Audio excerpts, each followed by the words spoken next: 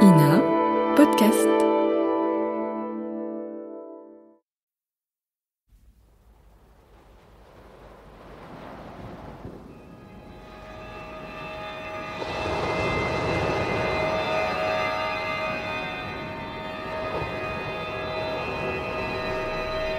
La radiodiffusion-télévision belge, 3e programme, et l'Office de radiodiffusion-télévision française, France Culture, présentent en coproduction Moby Dick d'Herman Melville, adaptation de Jean Thibaudot, avec Alain Cuny dans le rôle d'Akab et Jean Levray dans celui d'Ismaël. Jean-Roger Cossimon, Gérard Darieux, Gérard Dournel, Julien Guillaumard, les 4 marins. Pierre Assau, Henri Poirier, Jean Péméja, les 3 officiers. Doutasek, Medhondo, James Campbell, les 3 harponneurs, Mabusolo, Pipe et tout l'équipage du Pécode.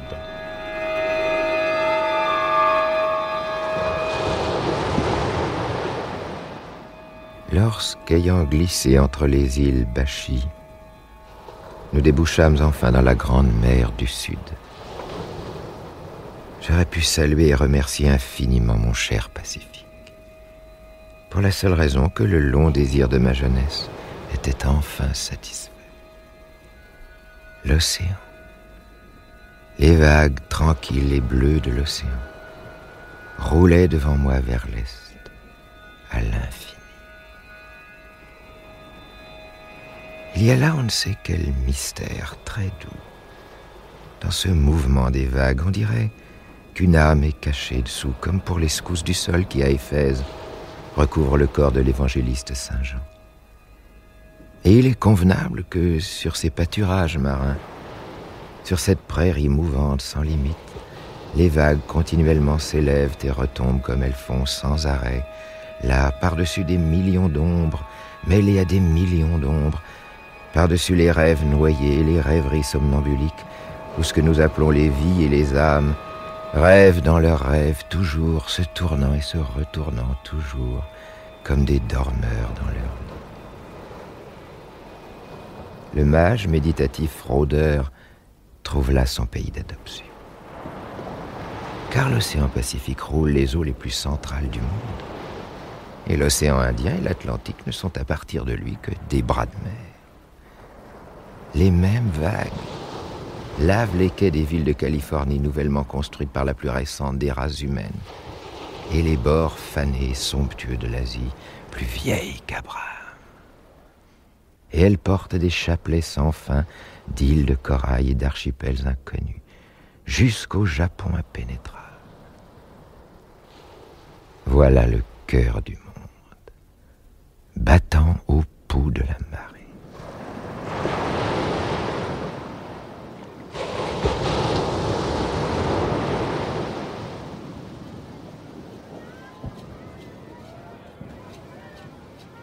L'avant-avant-dernier bateau que nous rencontrâmes s'appelait le Jeune Homme et il était de Nantucket. Le Jeune Homme était plein, absolument plein de spermacétie et il retournait au pays. À mesure que ce baleinier chansard se rapprochait du triste Pécode, nous entendions les grands tambours barbares dont on jouait sur son gaillard d'avant. Et quand il fut tout près, nous vîmes tout un groupe qui se pressait autour de ces chaudières, lesquelles, recouvertes de la membrane parcheminée d'un estomac de poisson noir, résonnait sous les coups de poing des hommes. Et sur le gaillard d'arrière, les officiers et les harponneurs dansaient avec des filles qu'ils avaient prises dans une île polynésienne. Tandis qu'installés dans une baleinière joliment décorée, suspendus entre le mât de misaine et le grand mât, 3 nègres de Long Island, jouant du violon avec des archets étincelants en ivoire de cachalot, conduisaient cette joyeuse gigue. Et pendant ce temps, d'autres membres de la compagnie démolissaient tumultueusement la maçonnerie des chaudières, dont les cuves cependant servaient de tambour. Et ceux-là lançaient à la mer les briques et le ciment devenus inutiles avec l'entrain des révolutionnaires de la Bastille. Seigneur et maître de tout ce théâtre, le capitaine se tenait debout, tout à l'arrière et tout en haut du gaillard d'arrière. Et il voyait toute la fête apparemment ordonnancée pour son plaisir personnel. Et Akab se tenait lui aussi sur son gaillard d'arrière sombre et mal rasé, muré dans son dessin. Les deux bateaux se croisèrent, celui-là tout heureux de ce qu'il avait réussi, et nous, inquiets de l'avenir.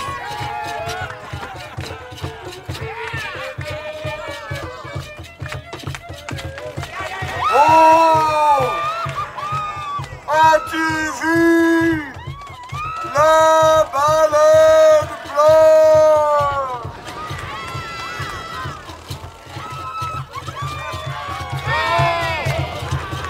Ils sont entendus parler, mais elle n'existe pas.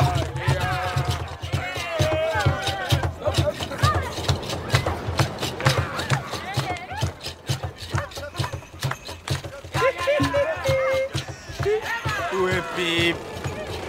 Avez-vous vu Pip? Je crois, il est dans les Antilles. Je crois.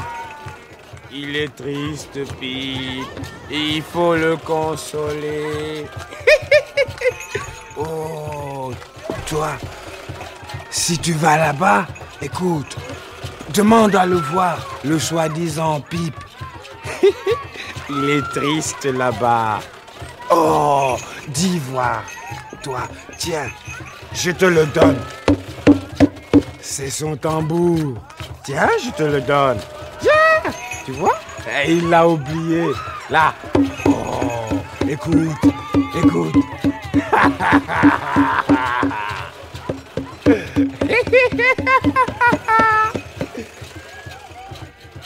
Ça, c'est le tambour de Pip.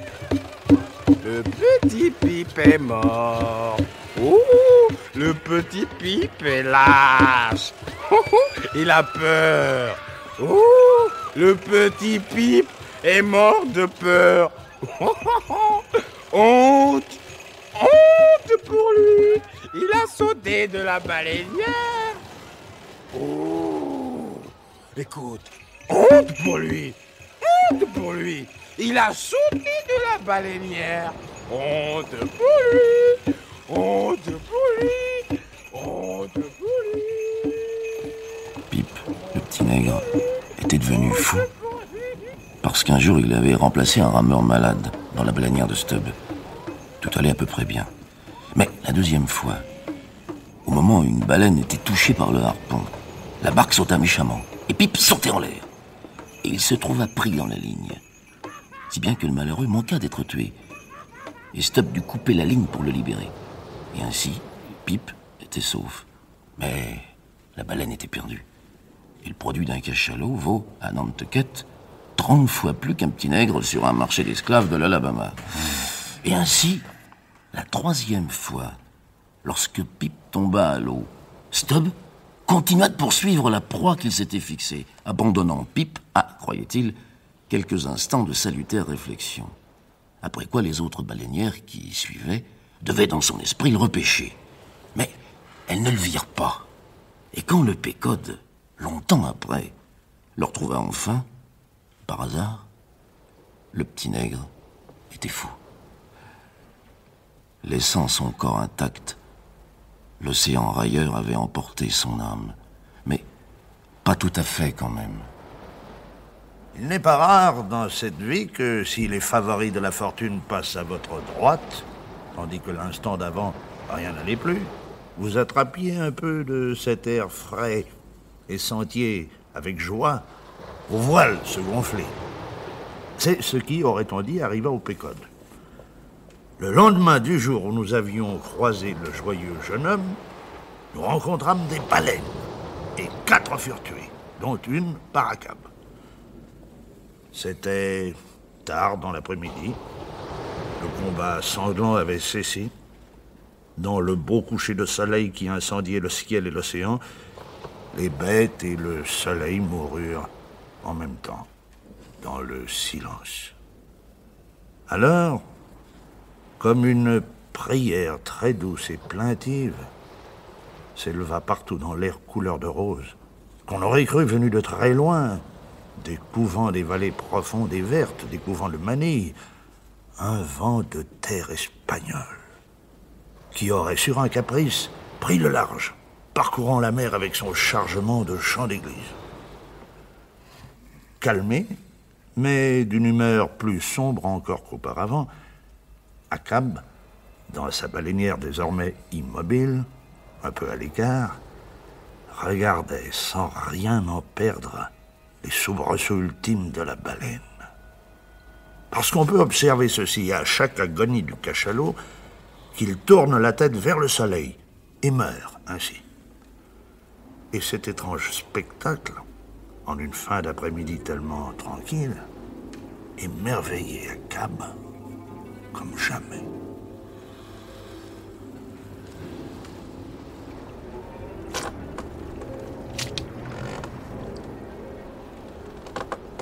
Il se tourne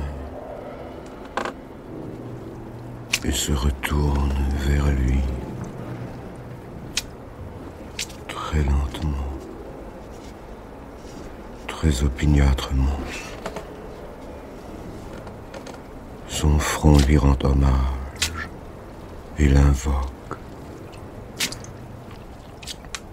dans les derniers mouvements de l'agonie.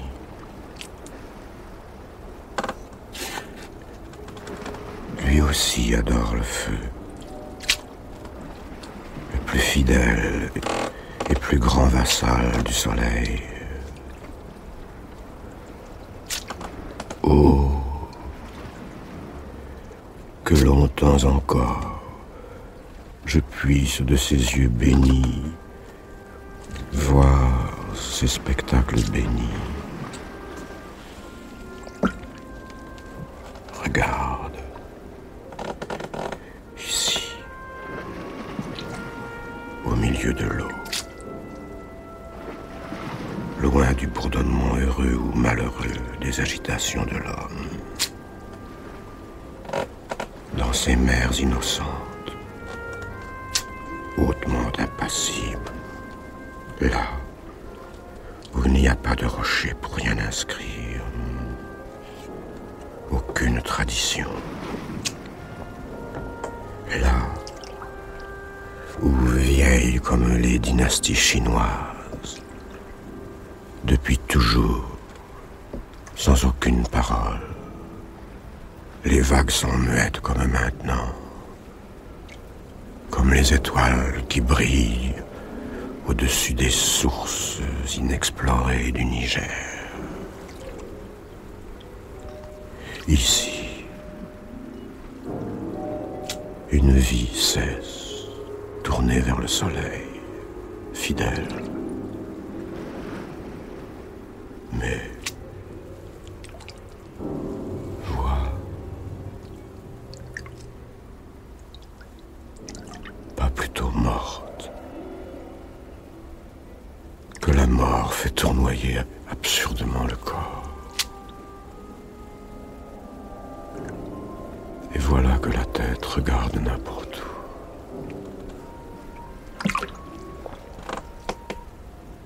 La vie n'est pas donnée deux fois. La vie n'est pas donnée deux fois. Les 4 baleines que nous avions tuées ce jour-là étaient mortes très loin les unes des autres. Celle qui était le plus éloignée du bateau, nous ne pûmes pas la ramener avant la nuit. Et la barque qui l'avait tuée la veilla jusqu'au lendemain matin. Elle passa toute la nuit près d'elle. Et c'était la barque d'Achab. Le drapeau avait été planté droit dans les vents de la baleine morte. Et la lanterne accrochée à l'extrémité de la hampe projetait une lumière inégale et faible sur le dos noir et brillant de la bête et sur les vagues autour qui venaient clapoter contre le large flanc comme le doux ressac d'une plage. Achab et tout l'équipage de la baleinière dormaient apparemment, à l'exception de Fedallah, qui, tapi à l'avant, surveillait les requins, parce que les requins s'amusaient lugubrement autour de la baleine, et ils cognaient avec leur queue sur les planches de cèdre blanc de la barque.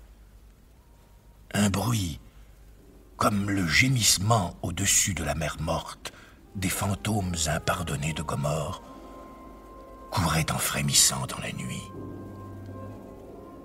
Se réveillant en sursaut, Akab vit devant lui Fedallah.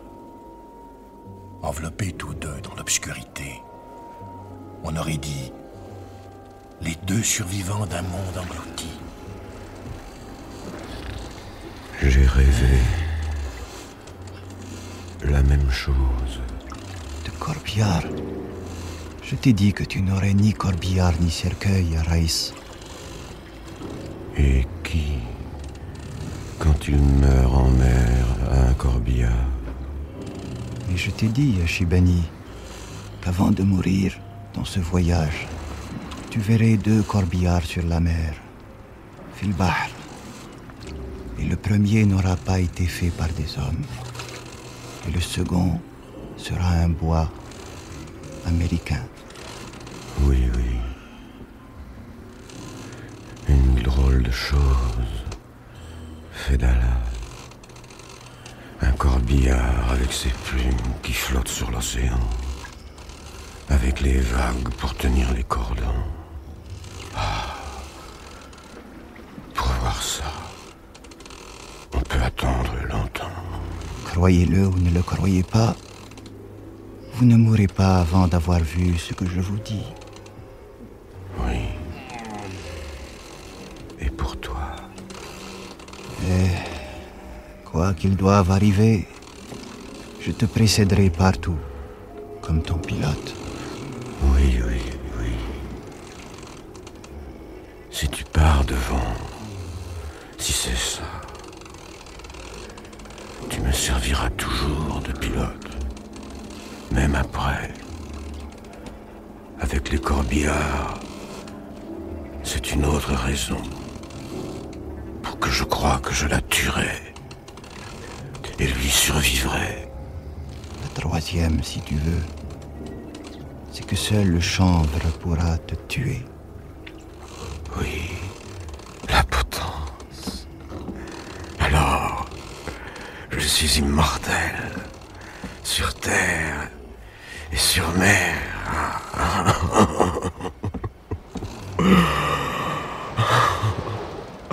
Immortel.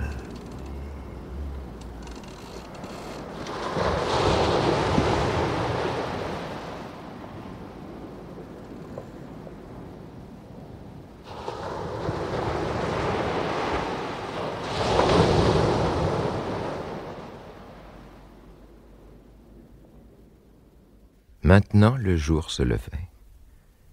Et tous dans la barque se réveillèrent ainsi dans la lumière grise de l'aube. Et dès avant midi, la baleine morte était amenée au Pécode. Un jour, à midi, Akab, comme chaque jour, allait faire son observation du soleil pour déterminer la latitude. Dans la mer du Japon, pendant l'été, les jours sont d'une splendeur fantastique. Le soleil constamment vif est comme le foyer flamboyant du prisme de verre immense et incandescent qui est devenu l'océan. Le ciel est comme laqué. Il n'y a pas de nuages. L'horizon bouge dans la chaleur. Ce rayonnement nu, à quoi rien ne s'oppose, est comme la splendeur du trône de Dieu. C'est pourquoi le sextant d'Akab était équipé de verres colorés grâce auxquels on peut voir et regarder le feu du soleil. Maintenant, Akab, bercé par le roulis du Pécode, Akab, son instrument optique et astrologique vissé à l'œil, Akab demeurait immobile, tout à fait, dans l'attente du moment où très précisément le soleil atteindrait son méridien. Jouet idiot! Hochet enfantin pour amiraux, commodore et capitaine prétentieux. Tu me dis où je suis. Et ce que je veux savoir, c'est où je dois aller. Où est-elle? Où? Le monde très civilisé est fier de cette invention, exactitude et puissance, oui. Mais il n'y a rien à en faire. On ne peut rien en tirer. De savoir en quel point, précisément du globe, se trouve le bel objet savant, et la main qui le tient, et l'œil qui y regarde dedans, pitoyable. Voilà. Pas un iota de plus. Science. Jouet ridicule.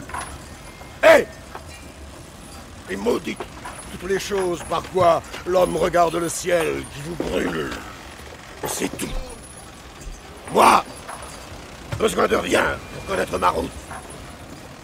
Seulement la boussole, le loch, la ligne, seulement ça. C'est-à-dire regarder la mer, l'eau, rien que l'eau pour avancer. Part au vent!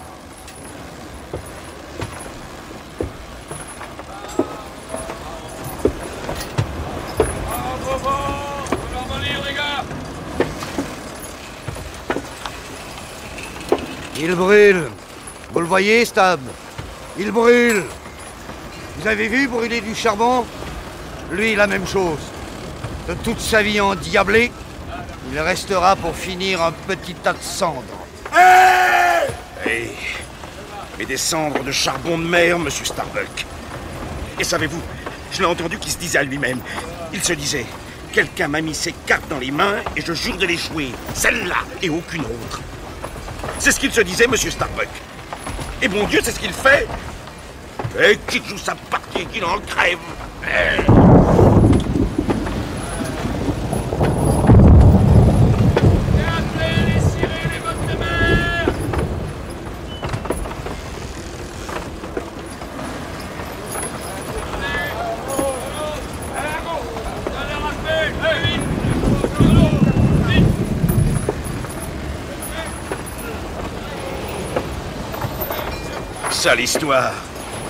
Sale histoire, monsieur Starbuck.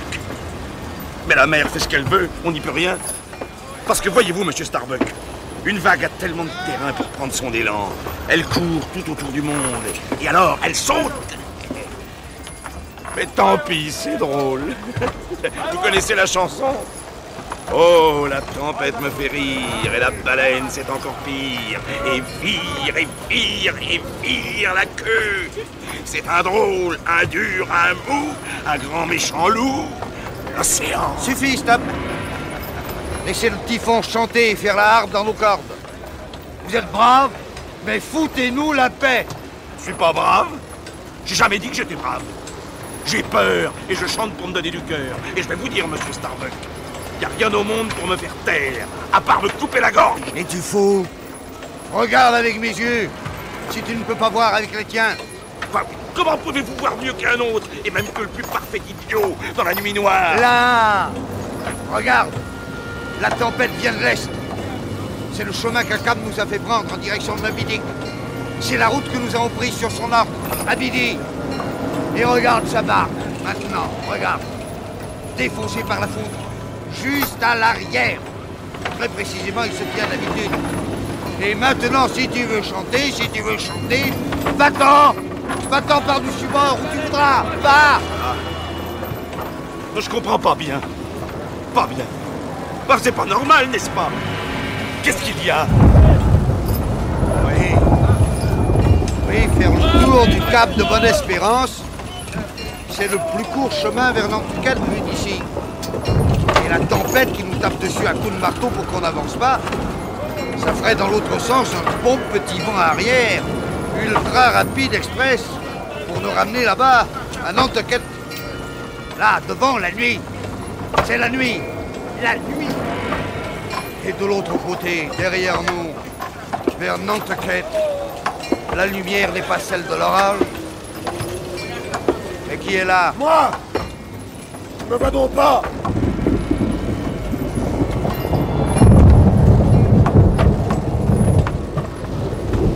Le feu Saint-Elme! Feu Saint-Elme! Ayez pitié de nous!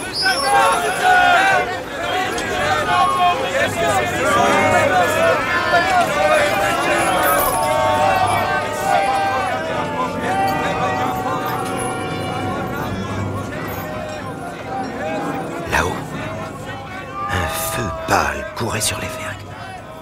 Et à leurs extrémités, à la pointe des paratonnerres, les 3 mâts du Péquod brûlaient silencieusement dans l'air sulfureux, comme 3 cierges géants devant un maître-autel. Et nous ne parlions pas. Nous étions là plusieurs sur le gaillard d'avant, serrés les uns contre les autres. Et nos yeux brillaient dans cette phosphorescence. L'obscur Dago était 2 fois plus grand qu'au naturel avec son ombre. Et quelques-uns d'entre nous priaient à voix basse par peur des fantômes. Oui, oui! Les hommes! Regardez ça! La flamme blanche, en haut du Péquod, éclaire la route de la baleine blanche! Blanche!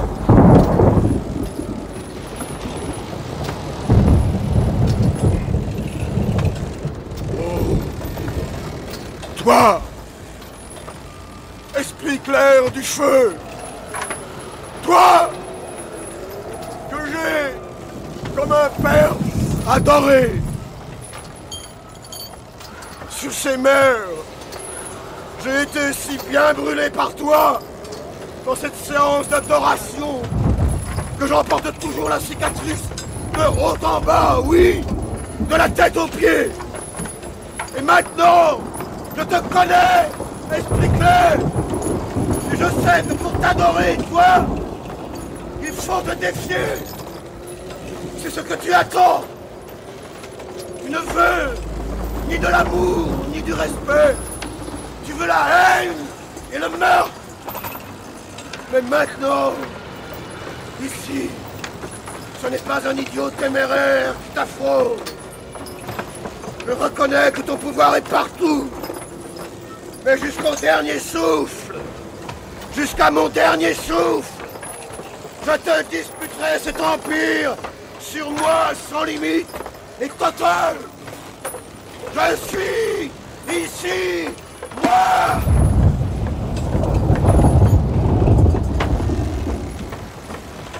Ah! Je reconnais que ton pouvoir est partout. Je l'ai dit. J'ai bien voulu le dire.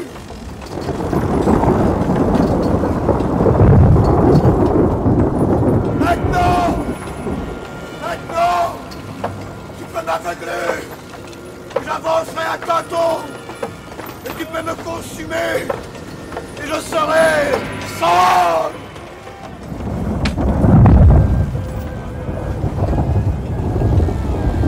Accepte l'hommage de ces pauvres yeux et de ces mains devant mes yeux. Prends ça. Et que l'éclair me traverse le crâne. Et que les globes de mes yeux soient réduits à 2 petits tas de cendres. Que ma cervelle me sorte de la tête et qu'elle roule. Ouais! Aveugle! Aveugle! Avancerai encore! Ouais, lumière!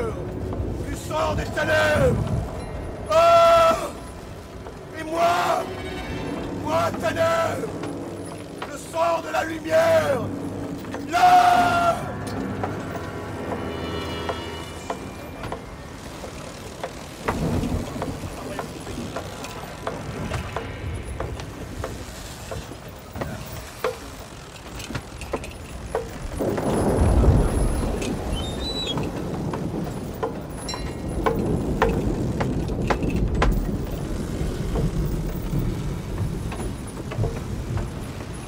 Ça finit.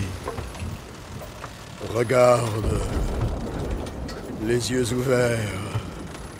Est-ce que je vois? Flamme. Oui, fils du feu et de mère inconnue. Gloire au géniteur. Et ma mère. Et voilà mon problème. Énigme. Mais l'origine du feu est plus obscure encore, et j'en sais davantage sur moi-même. Toute ton éternité n'est que du temps additionné au temps, et ton pouvoir créateur n'est qu'une mécanique. Je peux le voir. Feu. Enfant trouvé. Ermite immémorial. Occupé d'une énigme incommunicable. Ce que tu souffres ne se partage pas. Je déchiffre mon père. Haute lecture. Saute. Allez, saute. Et va, lèche le ciel. Je t'accompagne. Je brûle, moi aussi. Être soudé à toi. Adoration au défi. La barque! Regarde ta barque! À cap!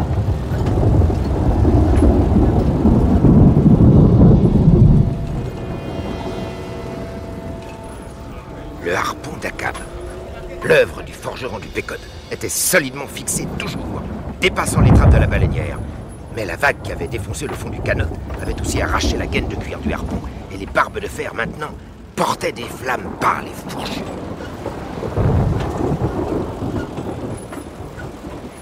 Akab! Dieu est contre toi! Arrête! Ce voyage est maudit! Mal commencé! Mal continué! Laisse-moi changer le cap, tant que nous le pouvons, Akab. Ce serait vent favorable, dans la direction de Nantucket. Ce serait mieux!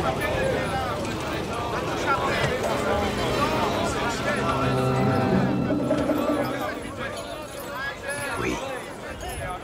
Nous étions près de nous mutiner. Nous étions tous avec Starbuck contre Akab, qui n'avait derrière lui que Fedallah et les hommes de sa baleinière. Akab s'en alla prendre son harpon. Et il le tenait comme une torche, avec ses flammes blanches. Le premier qui bouge et qui remue, je le perce avec ça! Vous, comme moi, nous avons juré de chasser la baleine blanche. Vous êtes liés. Et moi je le suis. Lié par le cœur, l'âme, le corps, les poumons, toute ma vie. Et regardez, mais regardez, j'éteins votre dernière creux. Et d'un seul souffle, il éteignit la flamme. Comme lorsque le cyclone balaie la plaine, les hommes fuient le voisinage du grand orme solitaire, que sa taille même désigne à la foudre. Ainsi, à ces dernières paroles d'Akab, presque tous pris de panique, nous partions en courant.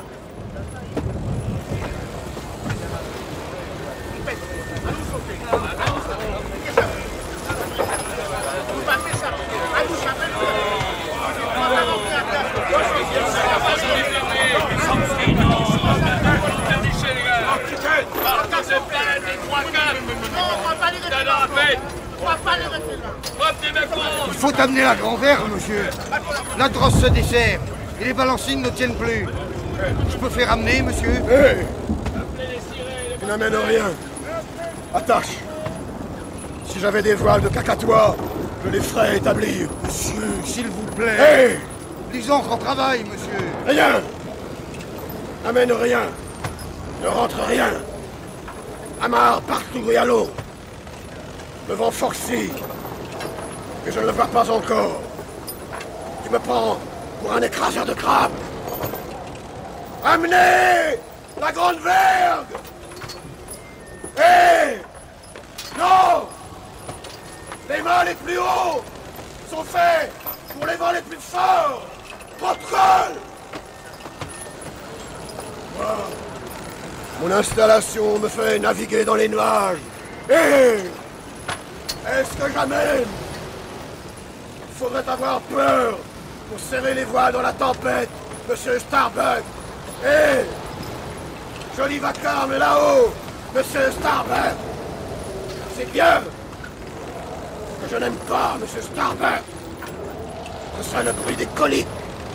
Oui. Alors, allez prendre un médicament. Allez, allez, monsieur Starbuck.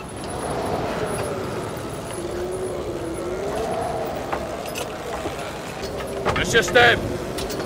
Monsieur Stubb, vous pouvez y aller! Vous pouvez me taper sur le crâne comme là-dessus! Vous ne me ferez jamais entrer ça dedans. C'est quand que vous me disiez le contraire, monsieur Stubb? N'avez-vous pas dit que tout navire gouverné par ACAB devrait bien augmenter sa police d'assurance, comme s'il était chargé de tonneaux de poudre à l'arrière et d'une cargaison d'allumettes à l'avant? Alors, monsieur Stubb? Depuis ce temps-là, voyez-vous, j'ai un peu changé de peau. Et pourquoi pas d'idée, non? Et puis même avec des tonneaux de poudre, qu'est-ce que pourraient faire vos allumettes avec toute cette flotte qu'on reçoit sur le dos? Non? Mon petit homme, vos cheveux sont joliment rouges, mais je ne les vois pas prendre feu par le temps qu'il fait, non? Comprenez-vous, monsieur Flasque? Arrête ce tonnerre! Assez de tonnerre! À quoi sert le tonnerre, hein? À quoi? Ah! On ne veut pas de tonnerre! On veut du rhum! Du rhum! Je veux un verre de rhum!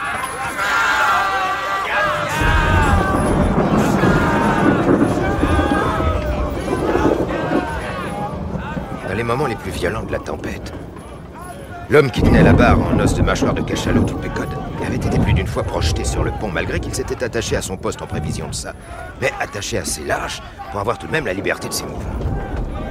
Et dans une tempête sérieuse comme celle-ci, quand le bateau n'est plus que quelque chose comme un volant ou une balle balancée en tous sens à grands coups de raquette, il n'est pas rare de voir les aiguilles de la boussole tourner sur elles-mêmes à toute vitesse. C'est ce qui arrivait. Et c'est un drôle de spectacle. Quelques heures après minuit, le typhon frappa tellement fort que malgré le travail accompli par Starbuck et par Stubb, le premier à l'avant, le second à l'arrière, ce qui restait du grand phoque et des voiles du grand Madune et du petit s'en alla dans une rafale de vent, comme l'albatros dans l'orage, percé.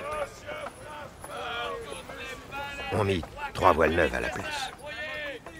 Et bientôt, le Pécode retrouva un peu de sa précision. Au milieu de la tempête, l'homme de barre n'avait fait que tenir le bateau à peu près d'aplomb. Maintenant, il tenait la direction est-suède. Et, par bonheur, le vent tournait. Au lieu du vent de bout, c'était maintenant un bon vent arrière.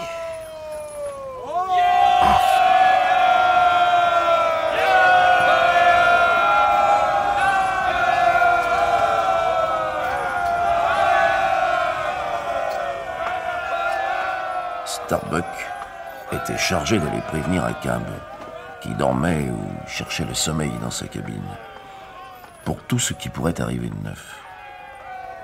Il descendit donc pour l'avertir de cet heureux changement de vent, heureux pour ACAB, malheureux pour lui.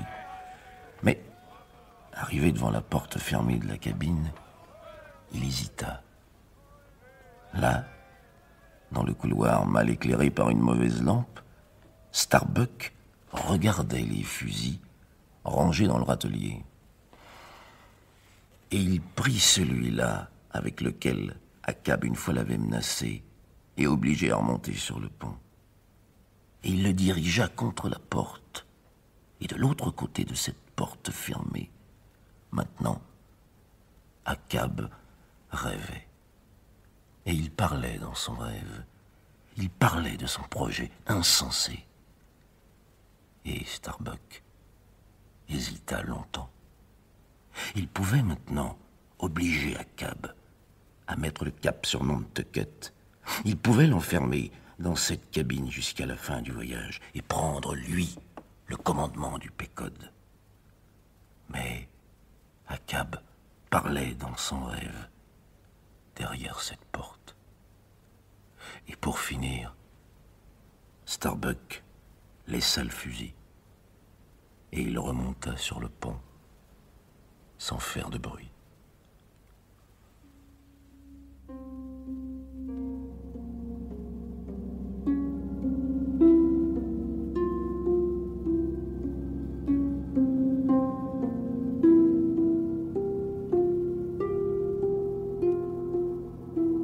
Moby Dick d'Herman Melville. Adaptation de Jean Thibaudot. Conseiller technique pour la navigation à voile, Armel d'Ast-sur-Couffe. Musique symphonique de Philippe Besmans. Bruitage Louis Amiel. Chef opérateur du son, Jean Jusforg. Collaboration technique, Yann Parentoen. Assistant de production, Jean-Paul Papeau. Improvisation musicale de Louis Diliès. C'était le 13e épisode.